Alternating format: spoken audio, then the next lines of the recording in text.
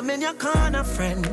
I'm in your corner. My name is Lekia Gums, better known as Kia. I am 32 years old. I've been a mother for 14 years. My motherhood journey was interesting, to say the least, okay? My motherhood journey was turbulent.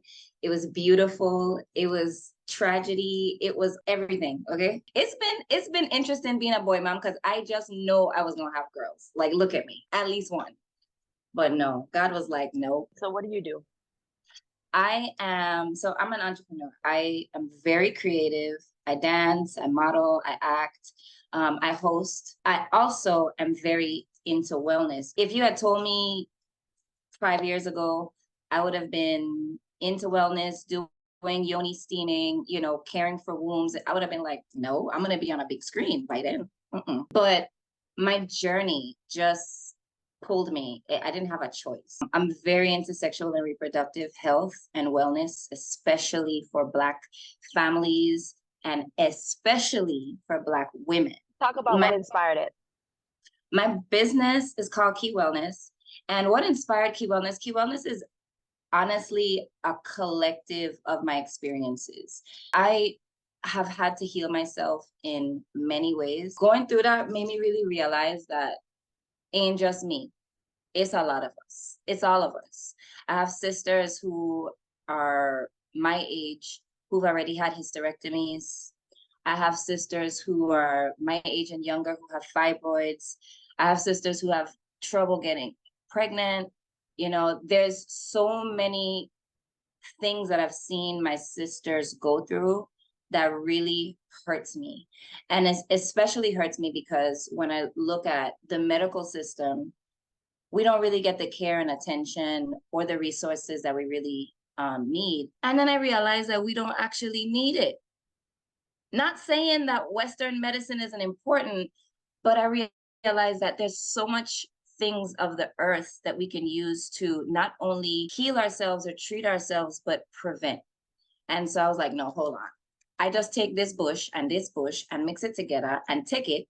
And those issues that I was dealing with, gone. I need to share this. I need everybody else to know that this is possible. They can heal themselves. They can sit in a quiet room and face themselves and heal themselves. So yeah, Key Wellness was definitely inspired by life. It's been a journey and I needed to make sure everybody else gets the information. It's really simple, but it's really profound. What ways have you had to heal yourself? So first of all, mindset is everything. If you don't unlearn what you've been taught, what you've learned, at some point you have to reparent yourself. And if you don't stop and pay attention and become self-aware and unlearn the things that you've been taught and relearn what's important for you or the ways in which you need to grow yourself, then you'll never grow, you'll never heal. It's just something we all have to go through. So I was just talking to a friend of mine the other day and I said, my life started to change when I started to get upset with myself, when I stopped pointing the finger at everybody else that did something to me. I've been sexually abused, physically abused, neglect. Like I could go down the list. I could really go down the list. I'm sure all of us have experiences in some shape or form. And it's very easy to blame other people for the direction that your life is going. So the minute I stopped doing that was at like 25. I was like, hold on. I vexed with me because this was my choice. It was my choice. What connected me? What resonated for me to make these decisions? And when I started paying attention to that and started sitting in more quiet spaces and getting away from the distractions and really going into hermit mode, I was able to pay attention to everything else. So that in itself was very healing. Also, physically, I've been able to heal myself with herbs. I do vaginal steaming. Again, that's something that just popped up in my life. I had seen it before, heard about it before. I have a older sister, spiritual sister, who was all into it, and I just used to look up to her, but never really, I'm just like, I'm gonna go to her for my steams. I'm gonna go to her for everything. Life brought it to me. The first time I went and got certified, and the first time I steamed myself, it was because I was having a yeast infection and I didn't want to go to the doctor. As a matter of fact, a life. Let me tell you, I went to the doctor. I think it was actually a slight case of BV, but I went to the doctor and I'm like, Doc, tell me what's wrong. Tell me what's going on because something's off. And she's like, she did her little sniff test. She did her test, and she's like, nothing's wrong. You're normal. Everything's fine. And I'm like, Miss, sorry. No, Miss, excuse me. Hold on. Do it again. Do it again. Check again. Okay. Because something ain't right. And she did it again. And she's like, sweetheart, your body is. And so it got me to thinking, I don't mean to be rude, but what kind of vagina is she to deal with on a daily basis that says that this is normal? Because I know the change in my body. This is not normal. And I know it wasn't drastic, but I pay attention. That's another thing, ladies. Like, we gotta pay attention to the pum pum because it's important. But I pay attention to my body. So I said, no, man, let me go home and really try to steam. Because I had gotten certified already. And I had steamed like the people in my class and gotten a steam myself, but I was still a little like nervous to practice for some reason after I got certified. Like I didn't have the confidence yet. But after experiencing that, it was like, no, man, I need to go home and sit with myself and face myself and figure out these herbs and do this. And I did. And in 2/2s, whatever irregulation things I was dealing with, gone and never came back. And I had been experiencing the BV like kind of on and off, never came back. Definitely have had to heal myself, my womb, and just that whole reproductive function down there a few times, for different reasons. You said you wanted girls, right? You thought you would have had girls. If I had girls, I don't think I would have been ready. Not to say it like this, I don't think boy or girl should have to trot a journey with you, you know what I'm saying? But I'm grateful that God gave me boys because they're very much my protectors. They're very much like, okay, Ma, you're doing a little bit too much. And so they bring me they brought me some balance to my freeness. I think I really needed to have boys to go through this journey and get to the place that I am today. Remember, I was a mom at 17. I never got a chance to come into womanhood before motherhood. So it was a really like interesting dynamic. And I just kind of I stumbled into it. The information that I obtained to become a mother was it just happened throughout the journey. It was like, okay, didn't do that quite well. Let me try again. And I'm grateful. I'm super grateful for the mothers that were around me, that poured into me, that told me, hey, don't do this or don't do that. I was a little stubborn. I was a little hard-headed, but again, paying attention and just stopping and becoming aware of how we affect them has definitely been a major necessity. I didn't have all the tools. I did not have all the tools, to say the least. I definitely subscribe to the practice of healing generational traumas. So I definitely didn't have all the tools because I love my parents, but they didn't have all the tools. I had to really pay attention to the journey, really pay attention to the things I wanted to instill and the things I wanted to change. So being a boy mom, right?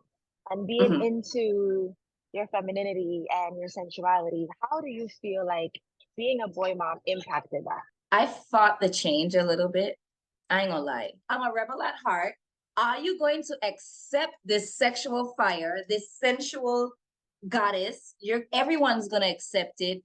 And I still feel that way, but I've had to find a little balance with it. My sons have dealt with bullying in the schools. When I walk in the schools, it's like, oh, your mom is sexy. I want to F your mom, and things like that. And I had to really stop and say, okay, Kia, this is not just you. Not to say I would go into school naked, obviously, but I had to really be aware of how I go into school. Like maybe make sure my outfit's a little more motherly. I don't know, maybe my nipples, I don't wear bras, but maybe put on a jacket in the heat. It matter, they'll do something to respect the environment and respect the experiences of my children, or be conscious of the experiences of my children. So is that I did have to change a little bit. I still feel strongly that I need my sons to honor women in any light that they show up. I need you to respect them in any light that they show up. If they're a whomever, if they're a whatever, you're going to honor them.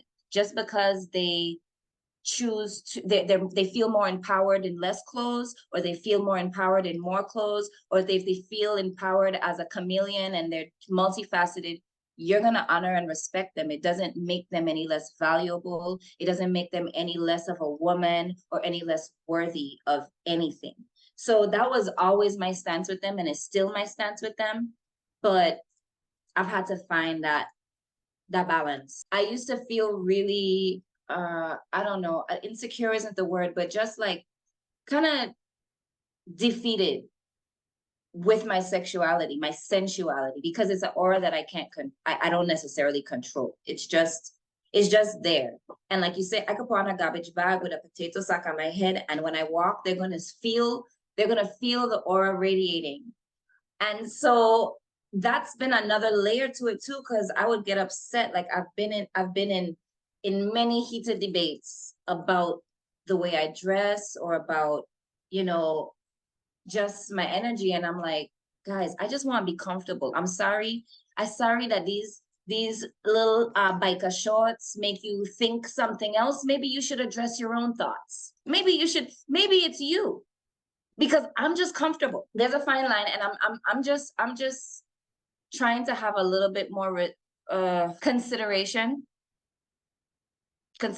may be the word, for other people's experiences, especially and probably mostly only my sons. I'm still me, and they know it and they accept it, but I'm definitely more conscious of their experiences in their spaces. What kind of impact do you see Key Wellness just like having on your community, our community? Just like talk about like your overall vision for what Key Wellness is going to bring. Overall, a lot of my life experiences are surrounded around relationships and my own self-confidence in or out of those relationships. So I definitely envision a community of very empowered women who know how to heal themselves, who don't depend on a man, but can depend on their man. I'm very specific to women, but at the same time, I really hope that the impact and the influence that Key Wellness has on our community of women also trickles over into our men.